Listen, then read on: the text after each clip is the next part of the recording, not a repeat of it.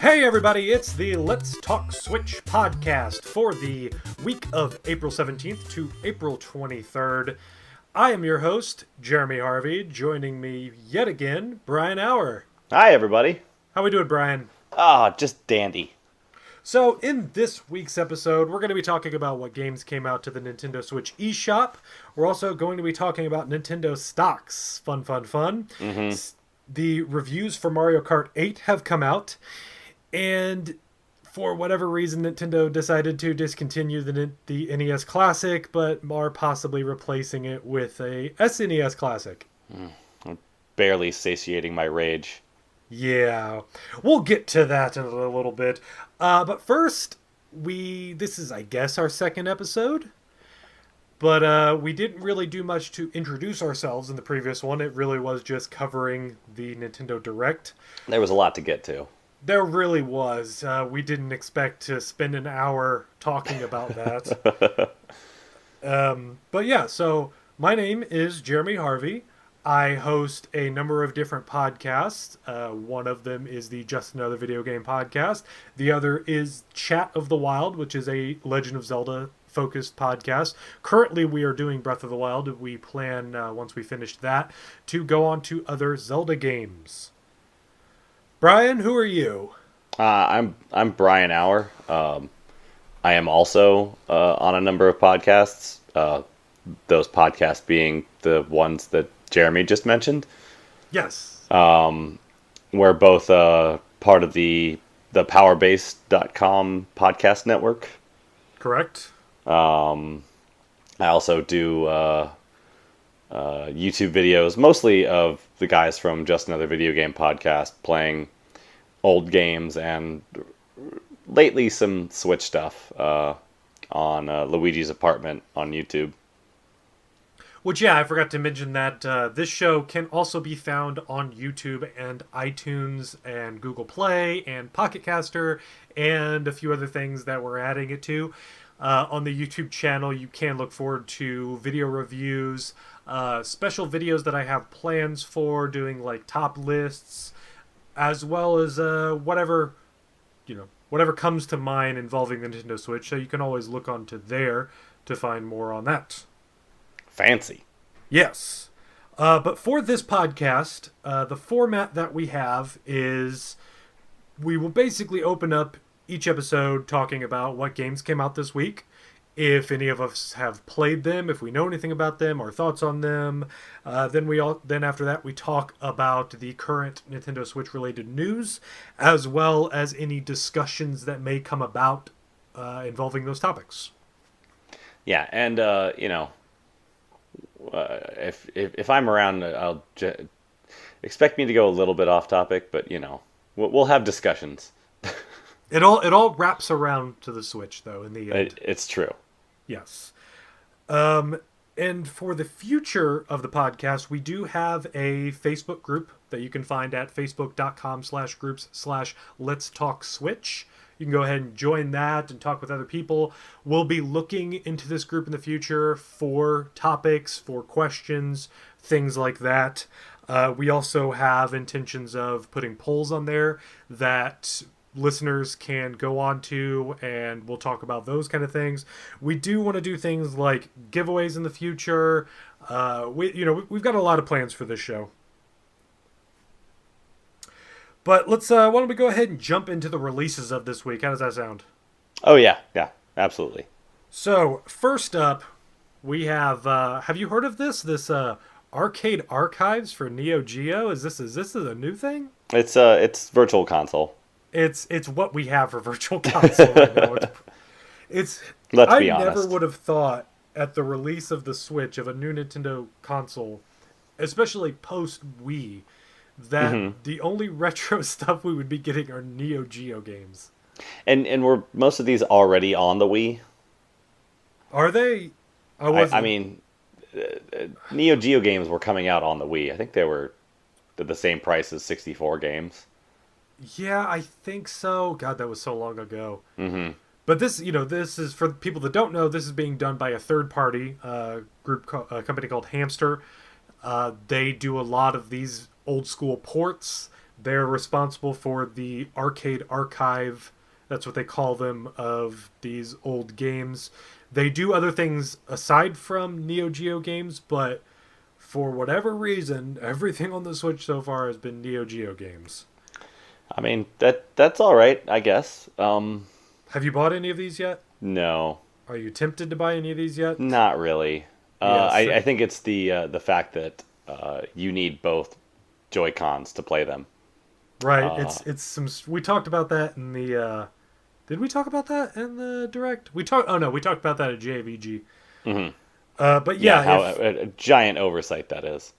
yeah, you can't just pop a Joy-Con off and quote unquote share the joy, as Nintendo phrased it, with a friend and play these Neo Geo games that do not need more than four buttons and a stick. Yeah, no. It's so weird. It seems like a slam dunk. I don't understand why they didn't go with that. Right. Hamster's usually really on top of this kind of stuff. They have been, but I think that this is a new kind of system. It's unconventional controls compared to the stuff that they had done with the PS4 and the Xbox One. Yeah. So you know, Yeah, give them a sympathizing with pass. them a little bit. Yeah, I'll give them a little bit of a pass, but they've got a few weeks before they put out a patch that addresses all of this. Hmm. But this week, for the arcade archives of Neo Geo, we have Fatal Fury. And That, this is what of all of the Neo Geo ones, I'm probably most familiar with playing this one in the arcades. Now this is the original one because didn't Fatal Fury turn into a like fighting game? It did eventually, yeah, I believe so. Okay, this is more of the Streets of Rage style brawler, right? No, this was their answer to Street Fighter. Okay, so this Fatal Fury was always a fighting game. Well, God, now I'm mixing them up. I think I may be mixing Final Fight and Fatal Fury together. Both FFs. Yeah, no, Um, I think that's what always happens to me too. I don't know if I've actually played a Fatal Fury game then. no, I do remember playing this one because I looked it up beforehand. I got the description here. It says players take part in brutal street fights, Uh-huh. in a variety of locations with the goal of topping the infamous crime lord Geese Howard. So wait, maybe this is. Oh no, no, okay. The game includes very unique features when compared to other fighting games available at the time, including a special line battle system that allows players to traverse between the foreground and background, and two-player co-op functionality. So, oh god, maybe this is a side-scrolling beat 'em up. Yeah, but compared to other fighting games available at the time, I But yeah, mean, this was back in a day when fighting meant a number of things. This was back when we only had four genres. yes, You were either a and we were platformer, and we an were RPG, a fighter, or strategy. Am I missing one? and we were Sports. no, and we were damn lucky to have four. Yeah. Yeah, still God, I mean this is bad. Like they flooded the Switch market with all of these Neo Geo games that arguably had like the same kind of visual style. Hmm. So, I don't feel too bad for mixing those games up, honestly. Yeah, no, it's totally a fighting game, totally. Yeah. A fighting game. You Yes. fight. And yeah, you're right. With the foreground and the background, it feels like we could be mixing that up as a brawler, but they just kind of took a brawler mechanic and put it in a fighting game, which is cool. Yeah, I mean, I could keep going into trying to figure that out without actually looking it up. I think it's more fun this way. But next up we have Wonder Boy: The Dragon's Trap. Uh, Now I've been hyping this one up. just go ahead and read. I'll read the copy. Yeah, go ahead. Boasting beautiful hand-drawn animations and a reorchestrated soundtrack, the cult classic returns with a unique blend of exploration, action, and adventure. Cursed into a half-human, half-lizard monstrosity by the Mecha Dragon. I like how Dun, dun, Mecha is spelled with a dun. K. You are... Yeah, that's Huh? weird.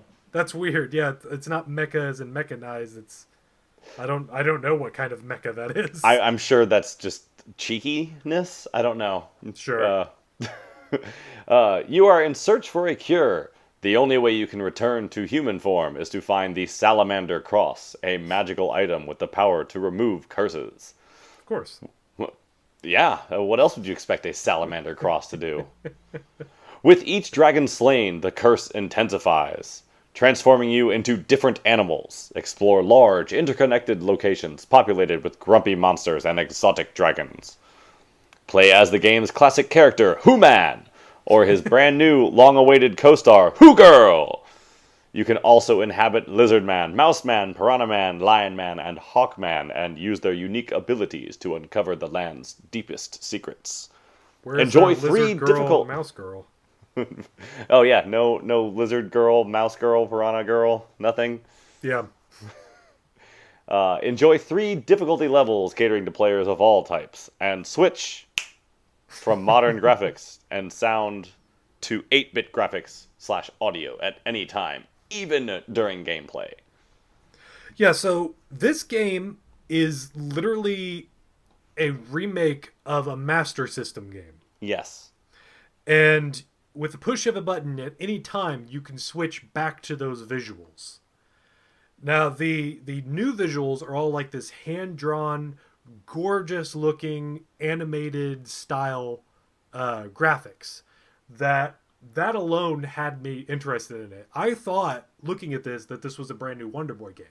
Mm-hmm. Because Yeah, I wasn't familiar with I. the Dragon's Trap version of it. I don't think I've actually played a Wonder Boy game. I have, however, played an Adventure Island game, which are basically the same thing. Well, we went over this. They're done by the same people, but they are different games. Mm-hmm. Because Adventure Island is a 2D platformer game that's almost similar to like an auto runner kind of thing. It's all about keeping momentum going. This one is a side-scrolling RPG with pre-Super Metroid, Metroidvania style gameplay. Yeah. Where you unlock transformations that give you access to new areas, but there's also coins that you collect to buy armor upgrades and health upgrades, and there's a lot of that kind of RPG gameplay to it, which whenever you bring this up saying that it's basically the same as Adventure Island, I'd just be like, no, it's not, Brian. We always get into this, yeah. But yeah, I'm probably going to pick this game up this weekend. I've been pretty excited for this one.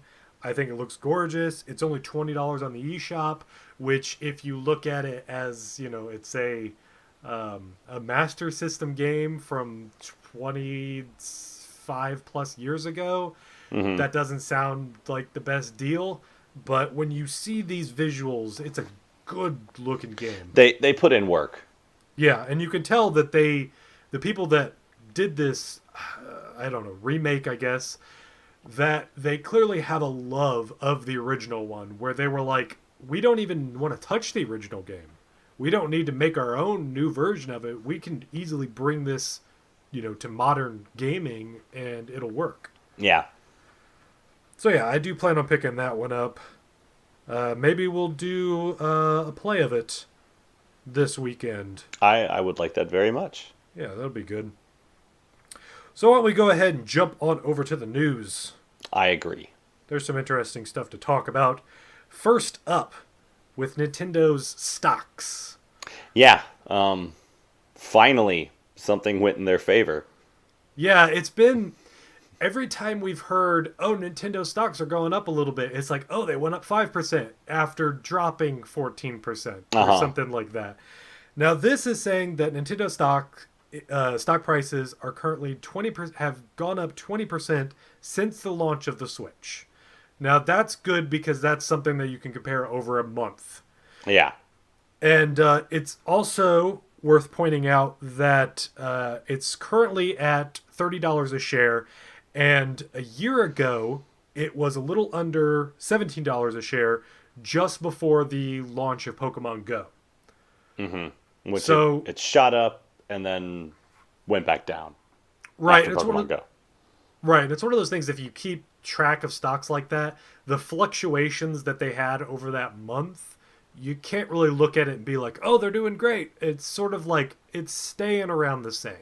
Like there Hmm. was a lot of confusion when Pokemon Go launched, where everyone went crazy for it, and then came out and said, "Yeah, that's not actually our game. Like we're associated with that, like really, really associated with that, but it's not our game." And then Yeah. everyone was just like, "Oh yeah," and then it dropped again. Well, and they were quick to point out, like, look, you're kind of messing with our bottom line here. We already have all the assets we need allocated. Like, we've got our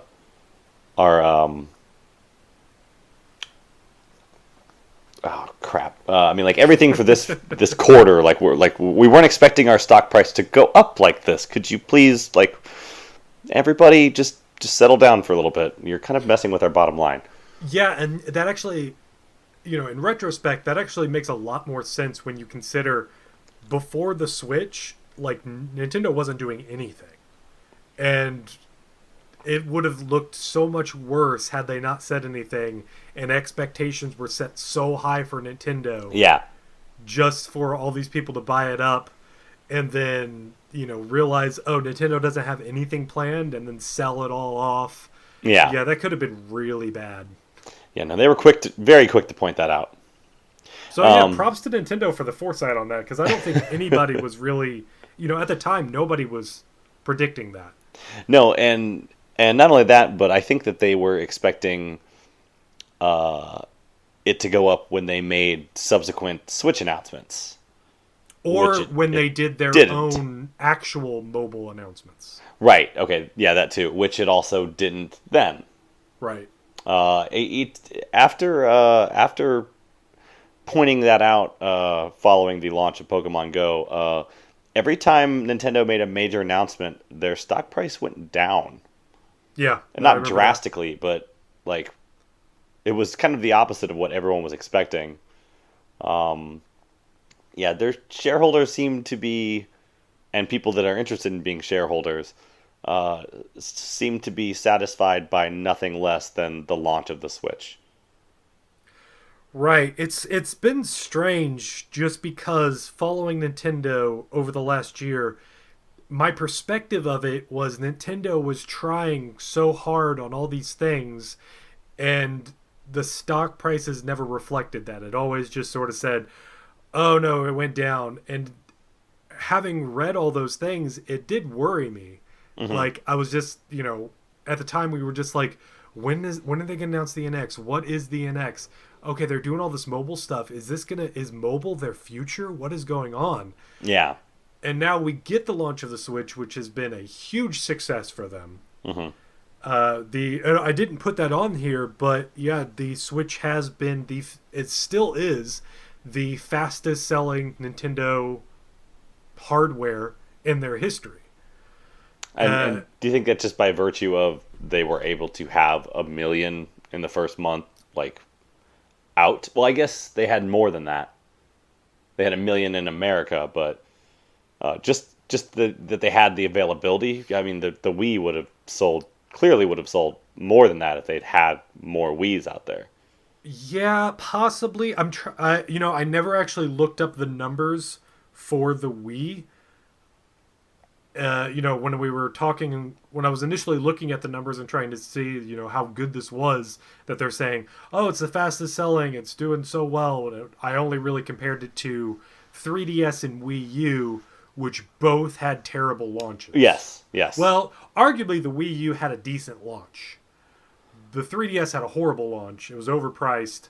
The Wii U actually had a decent launch, but then it fell off really quick. Right.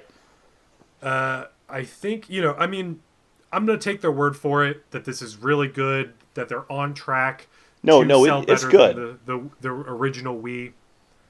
What do they have, like 1.5 million, 2 million out in the market in the first month? It was, well, yeah, it was somewhere around there because they had, what was it, 900 something thousand sold in the US. And then I want to say around 300,000 in Japan. Hmm. and then everywhere else added like another 200,000, something like that. Are those numbers right? Yeah. I'm kind of pulling those out of my ass, so I could be totally wrong. Well, I think Japan announces their figures week to week, and I saw for a couple of weeks it was around 40,000. Okay. So maybe like So over the course of a 160 month, to yeah, that would make 200,000 or sense. something like that. Which is still pretty good. You compare it to the console launches that that Japan has had. If it wasn't a handheld, it didn't really do that well in Japan. Right. Even the PS4 wasn't doing amazingly well. It's still selling well enough for that market, but the That's Switch is doing amazingly well over there right now. Yeah, home consoles just that's not where Japan is anymore. They were ahead of us as far as mobile phones go 15, 20 years ago. Right, right. Um, it's just their culture. Yeah. It's a totally different world over there. It's always strange whenever I'm looking into the stuff and trying to find some comparison.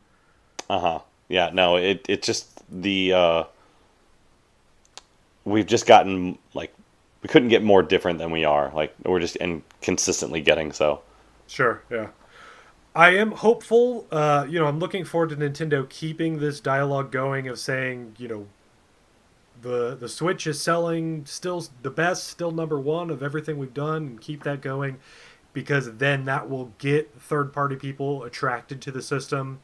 It'll do what the Wii did and get every company out there wanting to put games on it. Hmm. Even if that means porting everything, I think that'll be great. It's a It'll start. give people it's a start, and then hopefully they can see that they sell well on there to put in the effort to make it the exclusives, to do exclusive content for those for the Switch versions. I'm very hopeful for it, and it seems like that hopefulness that I have. Oh, sorry, I got distracted. It seems I was just reading the next headline. Yeah, I think Nintendo's in a great place right now. Yeah, certainly better than they were a year ago. Right.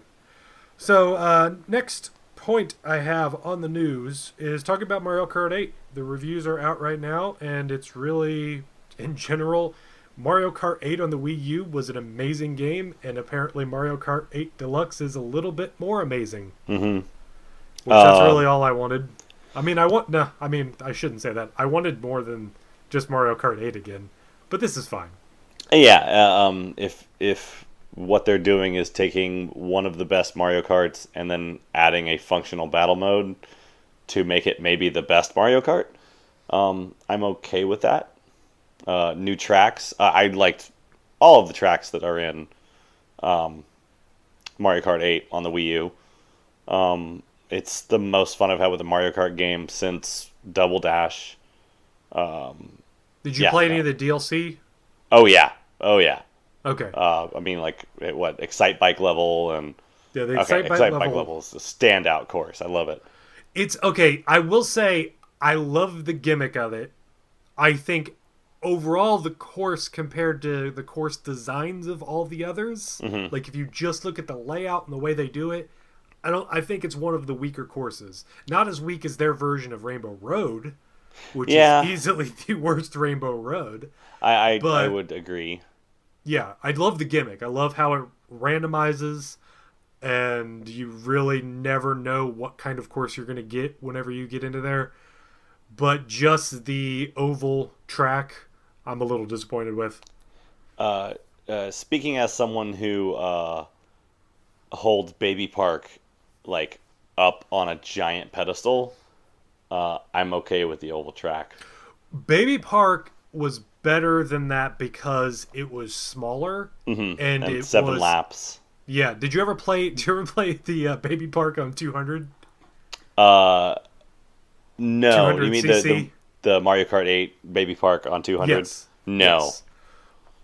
Oh Oh my God, I'm god, sure that's nuts. it's insane. It is literally just riding on the rails the whole time. It doesn't matter how good you are at Mario Kart.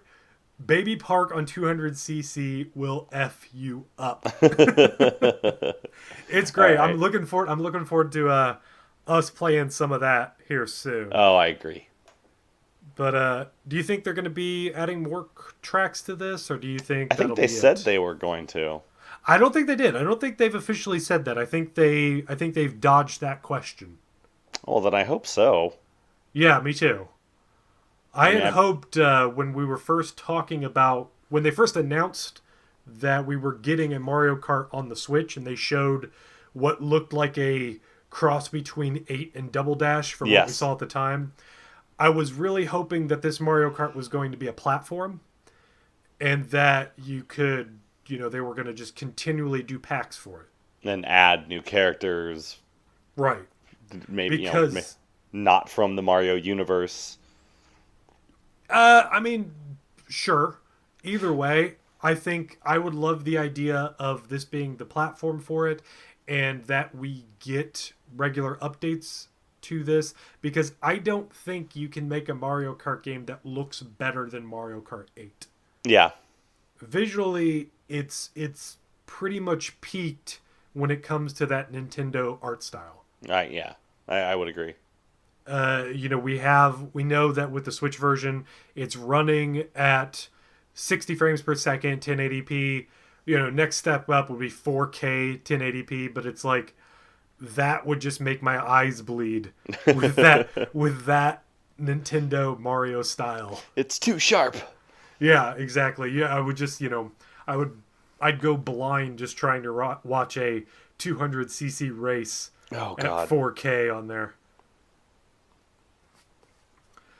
So yeah, last topic that I have on here for news. And this one's a bit of a doozy. Probably going to be spending the next 25 minutes talking about this one. Nintendo has ceased production of the NES Classic. Up until this point, they didn't say that this was a limited run product. No. It's been impossible to find. I would have found one, though, Yeah. if they had warned me. Yeah, had I known that, I would have put in maybe a little bit more effort. I just figured, no, it eventually will catch up. I'll get Right. one. I was never like that interested in it. Like the games that were on there was just like, oh, cool.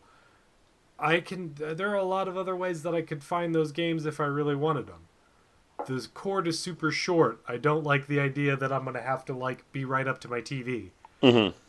I never really liked the NES controller. So, like, yeah, the just the sharp corner block thing. Mm-hmm. I love the idea. And had I known that this was going to be a limited run thing, I would have actually got one. Not Yeah. for the fact I didn't want to like flip it. I didn't care about the value of it going up. I No. thought that it looked really cool. And I just wanted one of those. But now I don't think I will. Yeah, I mean, if it had been easy to find, I would have had one by now. Really, I wanted the Famicom Mini. Yes, yeah, I remember you saying that. I wanted that more so than the NES Classic, just because I've never had a Famicom. I could easily order one, but that little thing just looks so cute, and I would love to play the Japanese versions of these games Mm-hmm. with the Famicom controller. Which, again, honestly, now that I'm talking about it, I'm kind of tempted to just find a Famicom USB controller and find one of the ways to play those games. No, not endorsing anything on here, but you know what I'm talking about. Yeah, I wanted one kind of because of the NES controllers with the Wiimote hookup, so that if I ever had my Wii back out, I could play those Virtual Console games on an NES controller, Right. made by Nintendo, not made by some knockoff person. Yeah, you got your whole thing about you. Even if it's of great quality, if it's not official, it's not in Brian's library. It's kind of yeah, it's a little hairy area for me. I just it doesn't feel right. Okay, that's fine. I don't know. Well, and they have said they are discontinuing those controllers as well. Yep. I mean, I But- could probably just go find I mean, those are probably about $60 now, so I could, maybe I can just get a couple of those. There's places out there. There's apps and sites that you can use that can help you check stocks for local places. Yeah. That I bet you, if you wanted to find a controller, you could find a controller for MSRP still. Okay. That We'll even have after to, the show, I'll we'll look up some we'll stuff and talk about I'll that. tell you some stuff. I can't remember offhand. I don't want to waste the listeners' time with that though. But yeah, so I didn't. I'm eagerly awaiting Virtual Console on the Switch. As am I. Yeah, the one reason why I didn't really care about this is I loved the idea of having. Previously, it was with my 3DS that I didn't buy really any Virtual Console games on the Wii U, but I bought so many of them on 3DS. Yeah. And Well, they I had like loved. all different kinds of markets. Like, I mean, systems Right, on by the the end of 3DS. it, yeah, by the end of it, you had Nintendo. Well, you had NES, you had Super NES, you had Game Gear, you had Genesis. I think maybe there was some Neo Geo games on there. Probably. There were Game Boy Advance games on there, but only if you were the, what did they call it? The ambassador. Yes. They never actually sold any Game Boy Advance games on there, which is just bizarre to me. And they said it had a lot to do with the um what's the not engine, but the Just like the built-in emulator that they the have, or architecture of Game Boy Advance games, which are when you shut the clamshell, they don't know to go into sleep mode. You have to. Some games had a sleep mode, but you had to hit like LR and select to activate sleep mode, or go into a menu to activate sleep mode. And I don't sure, think I don't think was it M2 wanted to do the or they wanted to pay M2 to do the work on that. It's a big long giant BS reason for why they're not yeah, on there. because almost any game you can just hit pause, and when you close the clamshell of it, that's enough. Yeah, Like that idea, that's nonsense. Because these games, there was the SP, which was a clamshell as well. yeah.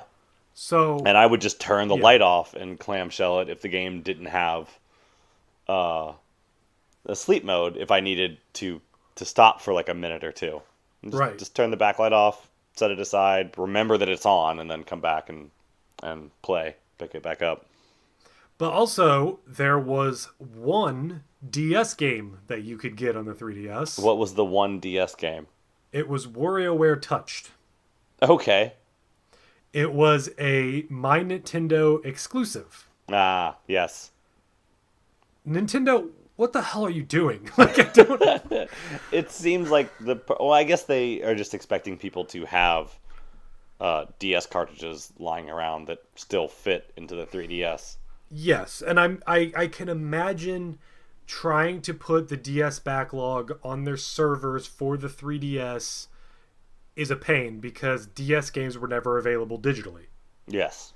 But, I say that and I just reminded myself of something. They did make a bunch of them available digitally on the Wii U. Mm-hmm. So, again, They want WTF you to Nintendo. go out and pay full price for the actual DS carts. But you because can't. some places still have them at full price if they're still there. I can't. No. No. Because the I'm not saying it makes sense. I'm saying it makes sense in Nintendo's brain. I've got to wonder that whoever they have working on these quote unquote virtual console retro ports, whatever you want to call them, they are very understaffed, or they don't make enough money on those to spend that much time on it. Am I pulling the name M2 out of my ass, or is that No, right? M2 has worked on some of their stuff. I've heard that name used a bunch, but I don't know to what degree. Mm-hmm. So, in my mind, I'm just thinking Nintendo's Virtual Console team. Whether or not Yeah. they keep the term Virtual Console going forward, it doesn't seem like they're even doing that anymore. Which is fine with me. Yeah, that's fine. you But just want to sell us old video games, I'm fine with that. yeah, and I don't even get that into the like replaying old games other than mainline Mario and Zelda games. Hmm. A lot of the virtual console games that I got on my 3DS were games that I had never played before. Hmm. That I would hear so many great things about, and I wanted to finally check them out. So I'm really excited for when they finally do announce the virtual console for the Switch. Just for this reason. Not so much that, because I honestly don't feel like rebuying games that I've already bought that I have available on my 3DS. Yeah, no. If I wanted a handheld way to play these retro games, I have an option for that. Hmm. Yeah, I did not put. Okay, I bought one game on the Wii U Virtual Console, which was Earthbound, because it is a pain in the ass to buy any other way. Right. But yeah, I bought a bunch on the Wii, and they were obscure things, but also things I wanted, just to have around, like Mario 3 and and other classics like that. But then I also had things like ActRaiser, which I'd never played before, and some like some shmups like Gradius and things like that, that I never really got into, but they were cheap enough. Of course, I bought Sonic and Toe Jam and Earl on opening week, Yeah, of course. because why wouldn't you? Those are classic games. Right. And just the idea. Well, I was also living with Dean at the time, so yeah, I was gonna have some Sega games in the house. But yeah, I haven't really put much money into virtual consoles since the Wii, so I want to at least see, like, hopefully they have, like, because that Wii catalog was like big. They had different. I mean, they had to break it up into categories. Yes. They Not haven't every done game was that. great, but Yeah, of course. but it was a massive library, and there were plenty of classics in there. But ever since then, it's like, yeah, the 3DS one is probably the most comparable. I mean, just it's way more diverse, I think. I guess, everything from like Master System to Neo Geo games. I mean, they practically could have just put 2600 and Jaguar games on there, and it wouldn't have, everyone would have been like, yeah, whatever. Yeah, That of sounds course. about right. But yeah, I think the 3DS is probably the closest we've come to since the Wii, which there's not many systems. What, three? Maybe four? No, only three, right? Well, okay, so Nintendo was doing the virtual console stuff, but it wasn't virtual. With the Game Boy Advance, they had the NES Classic games that you could get. You could buy either a cart, or you could get what were those cards called? The e-reader. E-reader cards. I had that. I did too. I don't know where it is though. That thing was horrible. Did you ever get Yeah, it the was pretty Mario bad. Party? No, I remember that though. Uh, I thought about getting it, and then I went, no, I'm good. I got it, and me and my friends played it like twice, and that was it because it wasn't good. I think I got. I think it was Donkey Kong Jr. I got every single one that I could of those. And then that was how I played Balloon Fight for the first time. Oh, really? That was your first time on Balloon Fight? Yeah, was on Huh. e-reader, and yeah, that was fun. That was actually a lot of fun. But I So wish I'd I'm- had it like in something I didn't have to scan 10 cards through it, or 5 cards on 2 different sides. I'm gonna bet that at the launch of Nintendo Switch's Virtual Console like free game, that within the first, I'll just say 6 months, Balloon Fight will be one of the free games. You think so? I think so. I mean, because you can 2-player that, right? Yeah, you can do 2-player on there. That's an easy one to pop a Joy-Con off and share the joy. Uh-huh. I don't know. I think they said with the added online functionality that it's only going to be in Super Nintendo. It seems like they could do something pretty easy with that version of it though for the NES if they wanted to. Have But they then actually I'm going to said bet that? on that. Have they actually said that online play is only Super Nintendo? I believe they have. Okay. I believe they've said that online functionalities will only be available on the Super Nintendo version games. Not sure why this just jumped in my head, but I'm totally ready to play some Ivan Iron Man's off road with 4 people online. I Okay, think it'd I be great. remember that one. Yeah, The classic arcade game where you had like 3 wheels. right. Uh, Everybody sitting around driving around these little off-road pickup trucks. My aunt kicked my ass at that game, so it's an NES game too. But yeah, So one of the theories that I had at first when they said they were discontinuing the NES Classic yeah, you was were on it. yeah, was that they were preparing to launch their virtual console for the Switch, and they didn't want competition. Okay, yeah, But I feel like that idea was just thrown to the side with the rumor that just came out in the last 48 hours, 24 hours maybe of this recording. That, and this came from Eurogamer, who's been really good with their rumors. yeah. That, I was gonna say that when I saw it, it was like report says that the uh, mini Super NES is coming, and I was like, all right, whatever. And then saw that it came from Eurogamer, and I was like, okay, maybe not. yeah. Maybe there is some substance to this.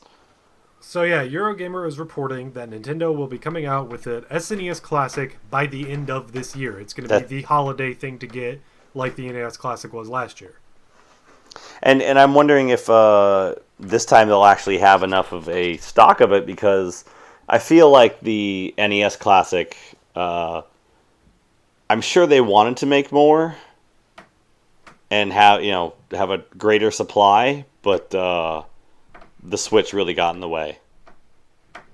I mean, at least that's my personal opinion that they were like, no, well, we need to just make more and more Switches, which a good thing they did.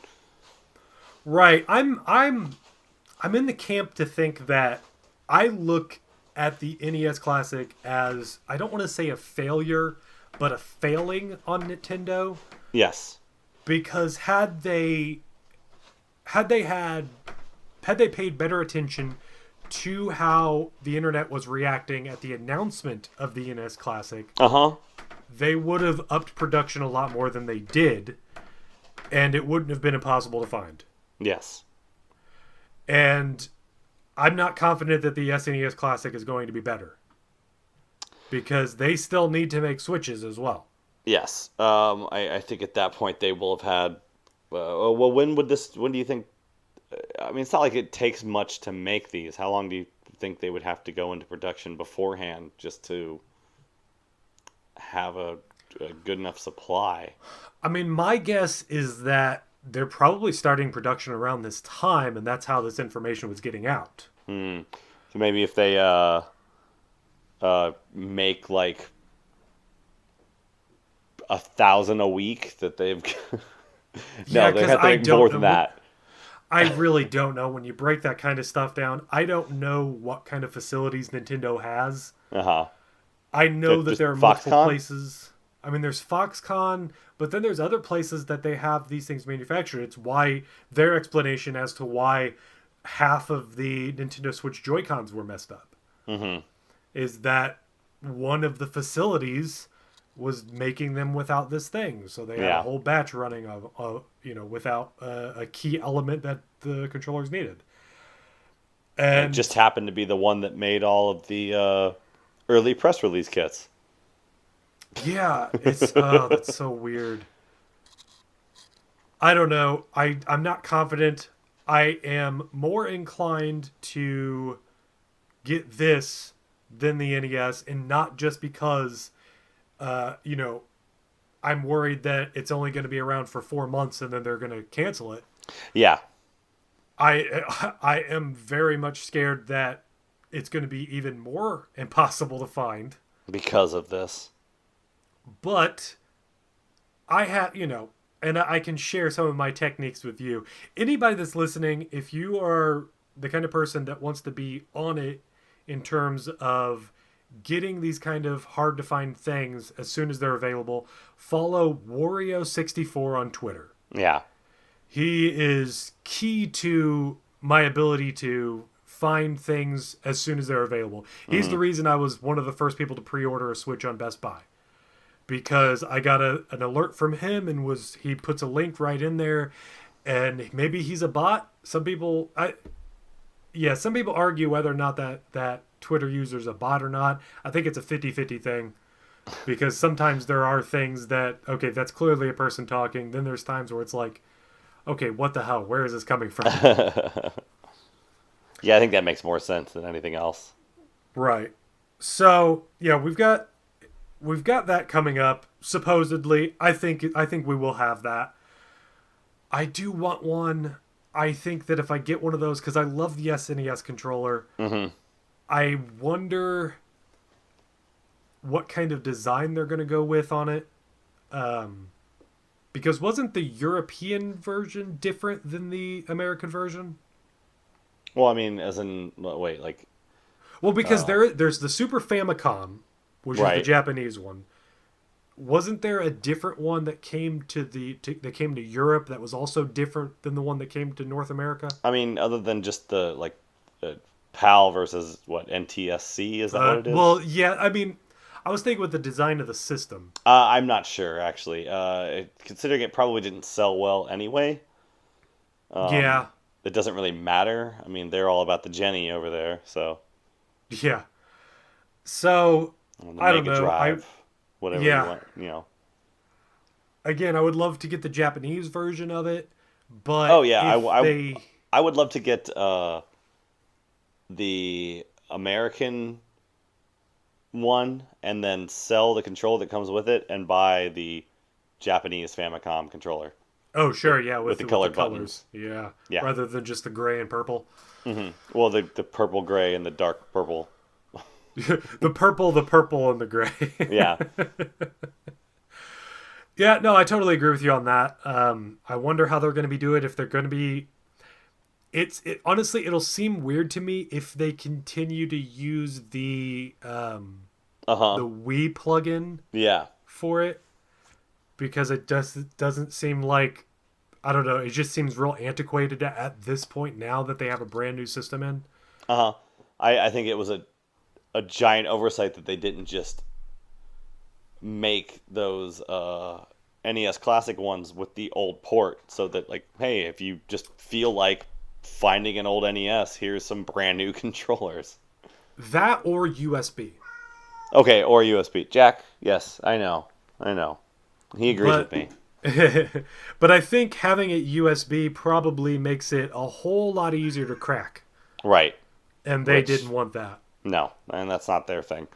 But if they do keep the Wii controls, they have a new system out that these controllers are for not the previous generation, but the one before that. Yes. So technically the previous one.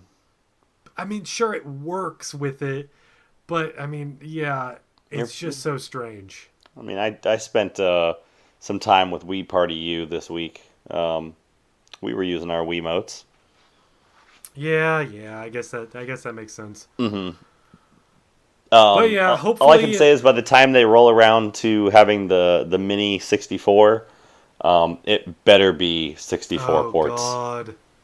Imagine a Mini GameCube. Oh, it's already so tiny, it'd be even tinier. You can wrap the little handle around your pinky? I just want I want actual 64 ports for those controllers so that I can use them on my 64. Yeah, because you need 4 ports on that thing, and that would just start to look hideous. It would get kind of weird at that point.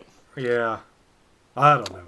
I'm all for it. I mean, whatever. If they want to make something like this, just I'm all for it. Yeah, I mean, make this kind of stuff. This is great. We love this kind of stuff, but make it available for people. Mm-hmm. I showed you that one picture of the scalper that had like 400.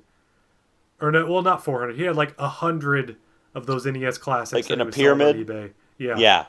I guarantee that man turns up dead. Here's Someone someone who is more militant than I am will find him. Here's the thing. When you have products like this that are made to be collector's items, they don't retain worth. Like, things that are just like the collector's edition of something Yeah. doesn't gain value 10 years from now. No. These things aren't going to be worth a lot. Don't buy these. Should not be looked at as an investment, because unless you want to do a quick turnaround to scalp these immediately and take advantage of people that really want these, these kind of things aren't going to be worth a lot. It's stuff that you don't expect to be hard to find that ends up being worth something a lot later. Right. And, and I didn't want it because it was a collector's thing. I wanted it for the novelty of plugging it into an HDMI TV and just kind of having it there in case people came over and were like, I want to play Double Dragon 2. I was like, well, damn right you do. Let's go. Yeah, and it's just super simple to do. I mean, it's arguably easier than anything that they could release on the Virtual Console. Because it literally is just, you power it on, you have your menu, select from this set list of games, there they are. And there were, some oversights that people brought up, but honestly, the explanations are we didn't want it to make it any easier to crack, even though it was already the easiest thing to crack. But right. They didn't create their own like hardware. This wasn't like Sony's cell processors or anything like that. It's like this was all stuff that you could buy to make your own little computer. Yeah. And of course people are going to figure out how to crack it. It's a glorified Raspberry Pi in a gorgeous cute little tiny shell. I want it so bad. Yeah, I almost wonder if you could just... I mean, I'm sure there's people out there that'll make shells like that you could just make... Oh, yeah. With. No, I've seen... since it got discontinued, I have seen plenty of those. Sure. So, last little bit, though. With all of this, it does have me worried with the future of, when are we going to hear about Virtual Console for the Switch? E3. I guess... I still just wonder... June, that will give them 2 to 2.5 months, because they said it was going to start in August or September, probably around then. They said fall. So, okay, September. So yeah, they're not gonna miss out. September is when things start to hit. You got last week of August is when Madden shows up, and then we're off to the races from there on out. And they're going to try and get as much money as they can, I think, out of the rest of this year. People subscribing to that service. Now, I think we'll hear about it at E3. It's not like we don't have things to play on the Switch. They've actually been doing a great job. Every week you'll find at least one decent to great game on there. Yeah. But it's expected, and Nintendo just doesn't want to talk about it. And I don't think it's so much that it's not that they don't want to talk about the Virtual Console. It's that this Virtual Console will come hand in hand with their new online package. And so they want that out. I'm sure they would rather have that out in August than September, and they'd rather have it out September than October. One extra month to get it's not month by month, but they want to have people paying in as soon as possible. Do you think they're trying to look into how to what's the word? I mean, just give these games that they're going to re-release again to people that have already bought them in a way where they don't have to ask for money, because it seems like in the past they didn't build it in a way to plan for that, so that we have a unified account now. And part of me wonders if this time that they don't want to talk about it, and it feels like, okay, when are we getting it? We don't know, is because they're still trying to figure out a way that they can put this out there, and they know that people are saying, okay, I've already bought this game 3 times, I don't want to buy it again. And maybe they are trying to figure out a solution to that. So, do you mean that they're going to pick free games that have been out there 3 times that plenty of people have No, bought? just figuring out a way to look at people's past purchases that maybe they bought something before My Nintendo, because My Nintendo should be cut and dry, that you can say, I bought this, you have record of me purchasing this through your digital stores, I should own a license to this game. Yes. And perhaps they're trying to work something out with that to do it in a way, because I think one of their solutions with the Wii U was to say, okay, we charge you $1 for this, and then that like puts it in our records, because there was a way to transfer, but You had something to pay. yeah, there had to be some kind of transaction there. It was a transfer fee, basically. I would like to give them the benefit of the doubt that they did that because they had to. They had to have some kind of trade. Otherwise, if they made it a free thing, it could easily be exploited. Yeah. Just a thought. This is me giving them the benefit of the doubt. We do love Nintendo. It's true. We'll call as them out when we naive as have they to. are Yeah. and We'll call about them out certain when we things. have to, but we still love them. We still want them to be great. We still just want to be like, okay, I'm sure there was a good reason for that. Other than just, they're just naivete. Yeah. But let's go ahead and wrap this episode up. I agree. If you are watching this on YouTube, we are also on iTunes. And if you're listening to us on iTunes, please be sure to give us a review. That helps out a lot. Actually, one little thing. I believe the podcast audio version is no longer on quote-unquote iTunes, but Apple now has Apple Podcasts. So, Oh, okay. Yeah. if you're listening to this on Apple Podcasts, be sure to give us a review. If you're on It's YouTube, kind of burned into our brains to assume that iTunes is the same thing as podcasts.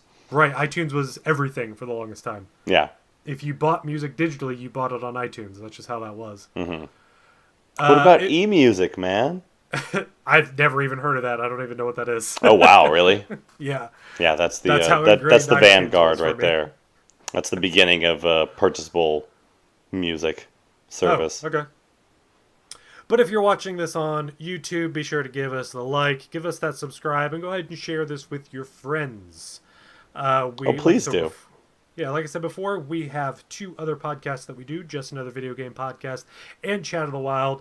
Those are both on YouTube and Google on Apple Podcasts. That right there just threw me off. It's gonna take a few weeks. We are getting things set up on Google Play. We had some issues with that. We will have all this stuff on Google Play soon. We're also on Pocket Casters, a couple other things. Pretty much, if you can, a thing that you would use to find podcasts, you could probably find us on there. Brian, where can people find you? YouTube at Luigi's Apartment on YouTube. Just search that. Yeah, if you search that, it'll be the first thing pops up. You see a little Luigi there doing his Smash Brothers pose. Yeah. So doing his little front of the pirate ship pose. Whatever. Yeah, I never really thought of it like that. And is there a way that people can get in contact with us if they have questions or comments for us, like to read yes. on the show? You're a very good co-host, Brian. Currently, if you go onto our Facebook group, you can go ahead and join us on there, and you can post any questions you have. We're getting an email thing set up for that. You can also send an email right now to letstalkswitch@gmail.com. We'll have something else set up here soon. But if you have any questions, go ahead and send them over there or on the Facebook group. Again, that's facebook.com/groups/letstalkswitch. That's a mouthful. Thank you all for listening. We'll see you next time. Hey, have a good one, everybody.